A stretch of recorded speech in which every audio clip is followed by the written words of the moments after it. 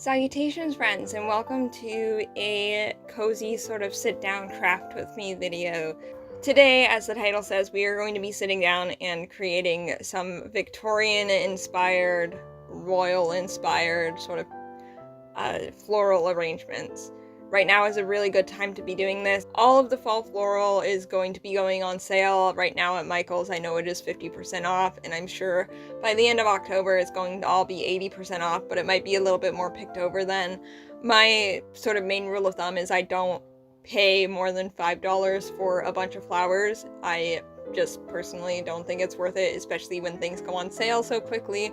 It's easier just to wait until things are on sale, and when they're 80% off you can pretty much buy whatever you want for under $5. So you could either rush to Michael's now, pick up whatever floral that you would like for 50% off, or if you want to wait and start collecting your floral, you can wait until it's 80% off, go collect it then, and then use it for next year's arrangements.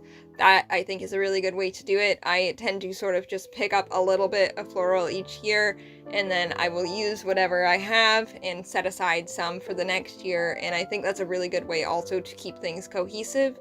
To keep all your arrangements looking the same is by mixing sort of colors and flowers together to give a very, like I said, cohesive look to your space. I have already made 2 arrangements this season that are inspired by this sort of big, voluptuous, royal sort of situation that I want going on, and the first one was in this heart-shaped vase that I also bought from Michael's. You will see it in my Halloween haul.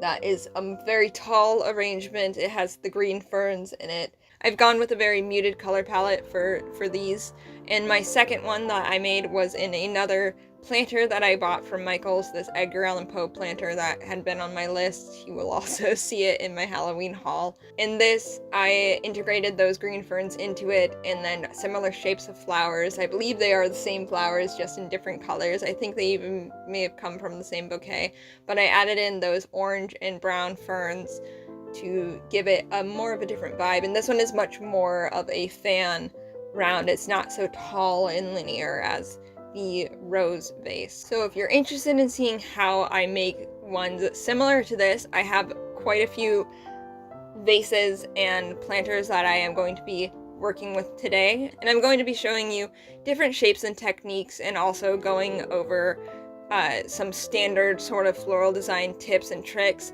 I did take 3 years of floral design in school, so that is sort of my background for this. I love floral design, and I do tend to prefer these more permanent installments than I do the living flowers, because they die so quickly.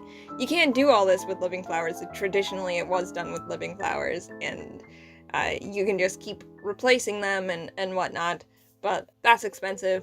I will get myself bouquets in the springtime, but for fall and winter, I tend to gravitate towards these silk flowers.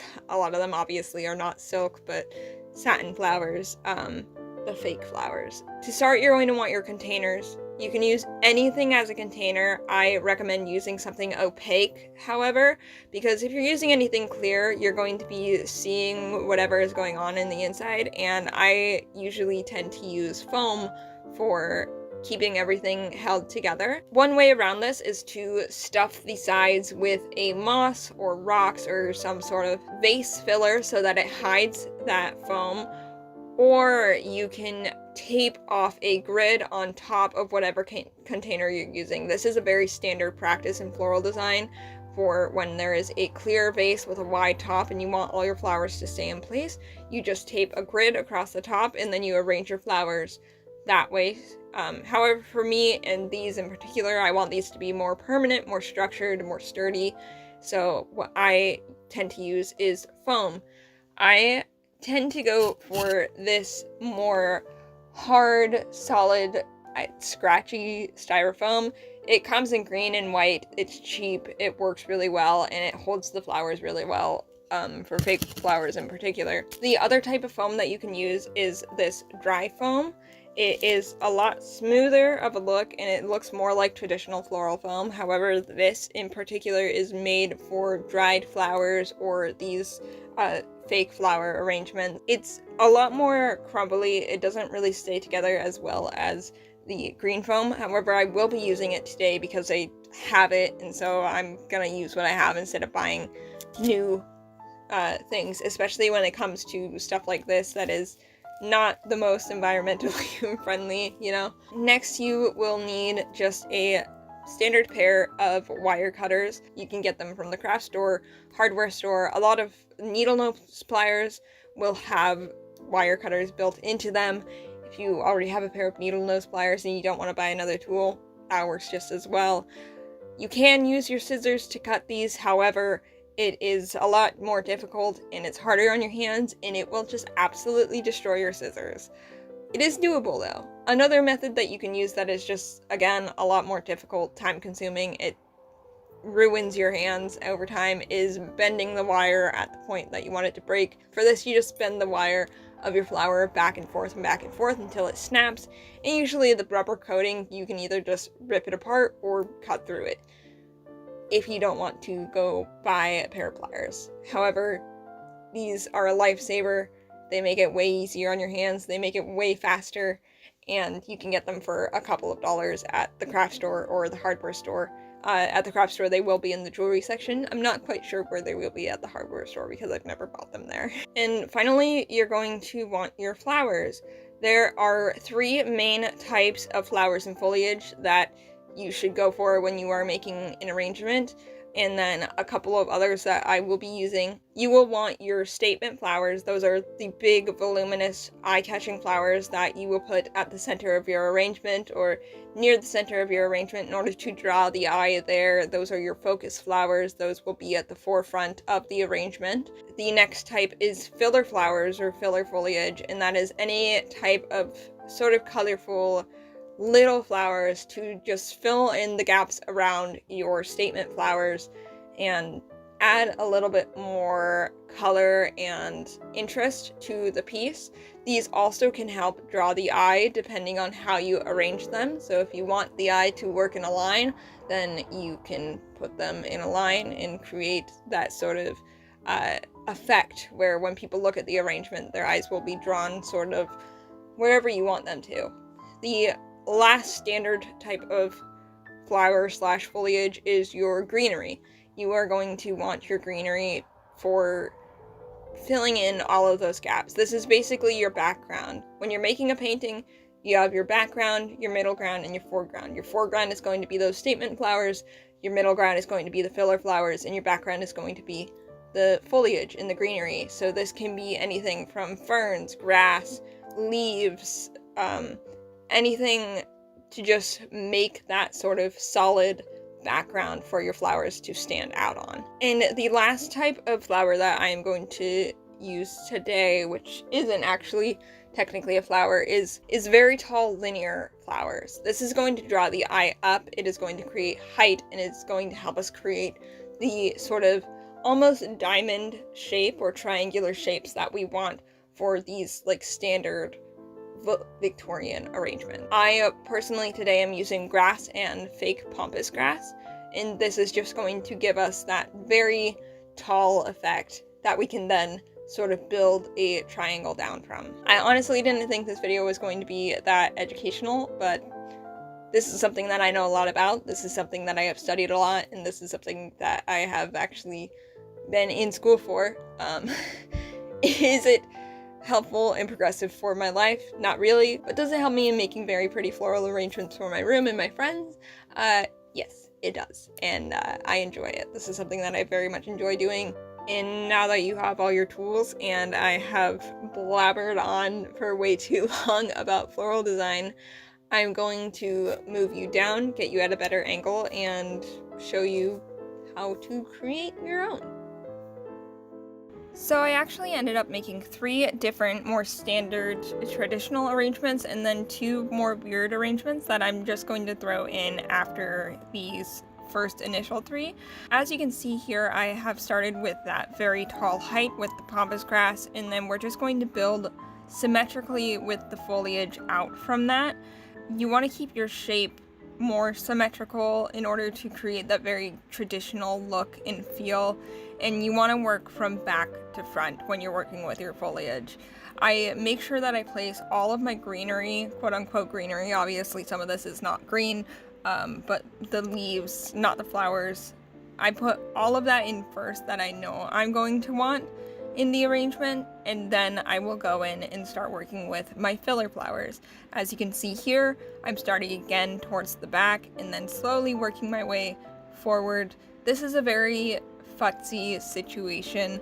It's a lot of adding things, taking things away, holding things up to see if they will work, and just like filling in the spaces that need more or need less. Then you can see how here I'm throwing in my statement flowers. I'm starting with this big sort of purpley colored flower and then more of a bud shaped flower just right there at the bottom. And then I'm going through and I'm just filling in everything. And then you just kind of futz around with it until it looks finished. For my second arrangement, I used this antique bronze Victorian style boot. Again, starting in the back with that tall pampas grass to create height, and then working my way slowly forward with the ferns. And then here you'll see me in a second add more of these bright sort of orange, more fall toned ferns, and I really tried to fill that out. And then I'm going in and creating that height with the filler flowers, putting more towards the front, and then just again adding things as I see fit. I also threw in these little berries here because I had them and I thought they looked really cute. The vines that I'm using are a great way to create more interest and sort of have the piece burst out of the holder and give more interest around the base of the arrangement. We have all that interest near the top with the height, so adding more near the base is great for the structure of the arrangement. And for our final arrangement, we have this cute little snail that I'm actually going to use to switch out different arrangements throughout the different seasons. Again, starting with the foam and the moss, and then this one I wanted a much more organic, natural feel to it. And so I kept with smaller flowers because it's a much smaller vase, and I started with the center and then worked my way sort of around with more bunches of little flowers rather than a bunch of big flowers. And then like I didn't want this one to be tall. I wanted it to remain small.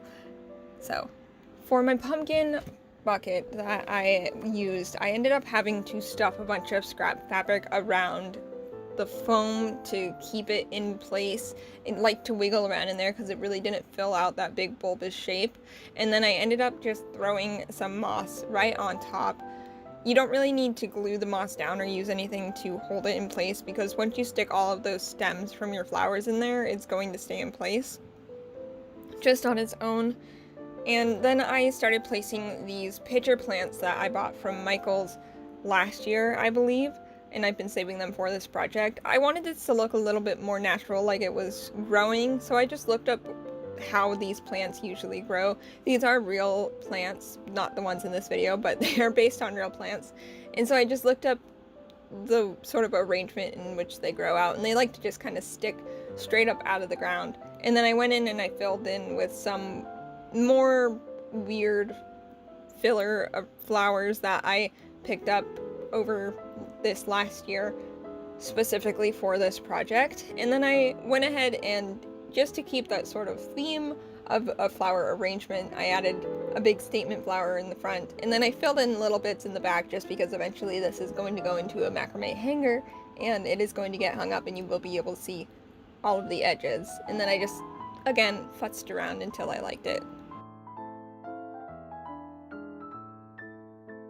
And for my final arrangement, I'm using this cage. I think I also got this from Michael's or Joann's a couple years ago, and I just threw in a little domed foam and some moss. This one I wanted to look very natural. I bought this plant, this fake pitcher plant that looks very realistic from a thrift store a little while back, and I've been wanting to do this with it for a while now. And I really just put it in there. I wanted to look a lot more natural, and so I didn't add any extra flowers or foliage to it. I just stuck it in there with the moss, and I think it turned out really great. I wrapped some of the vines that were sort of offshooting from it around the cage, and then I was done, and I hung it up. I hope you all enjoyed this video and this project, and I hope it inspires you to go out and make some little arrangements of your own. And for all of the leftover florals and foliage that you have, I ended up just throwing them into jars and bottles to create little bouquets to stick around my room and on my shelves to fill out, and I think they work really well with the space. I also ended up just shoving a bunch of leaves and flowers throughout my room to make it a little bit more whimsical and magical. It's just something that you can do with anything left over so that nothing is going to waste and you don't have a bunch of leftover flowers that you don't know what to do with. I forgot to film an outro for this video while I had the whole aesthetic set up, so I'm just going to do it now while we're looking at the reveals, and if I run out of footage of that, maybe I'll throw in some footage of Rufus just being extra cute. If you did enjoy this video, don't forget to give it a like, and if you want to stick around and see more fall stuff, more spooky stuff, more cozy content, then feel free to subscribe.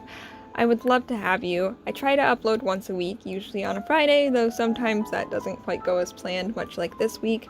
And though right now it is officially spooky season, I do want to remind you that throughout every month of the year, I upload at least one spooky video on the last Friday of the month.